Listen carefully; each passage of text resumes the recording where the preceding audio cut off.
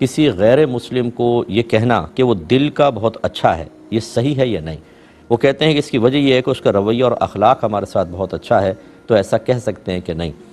دیکھیں، کہنے میں تو حرج نہیں ہے کہ وہ دل کا بہت اچھا ہے، مراد یہ ہے کہ رویے کے اعتبار سے، اخلاق کے اعتبار سے، کہ اکثر یہ دل کی کیفیات سے ہی یہ چیزیں مرتب، یعنی دل کی کیفیات پر مرتب ہوتی ہیں، اسی کی وجہ سے ظاہر آدمی کا اچھا ہوتا ہے۔ اگر آپ نے اس کی غیر موجودگی میں کہہ دیا تو گنجائش ہے، کوئی کفر وغیرہ نہیں ہوگا، لیکن ہاں اس کے سامنے نہ کہیں، یا ایسے لوگوں کے سامنے نہ کہیں کہ اس کی تعریف سننے کے بعد ان کے دل میں اس کے کفر کی قباحت نکلتی محسوس ہو اور وہ اس کو لائک کرنے لگیں۔ تو اگر ایسا ہو جائے کہ ہم کسی کے کفر کے باوجود اس کو پسند کریں اور اس حد تک کہ پھر اس کا کفر ہمیں حقیر اور معمولی لگنے لگے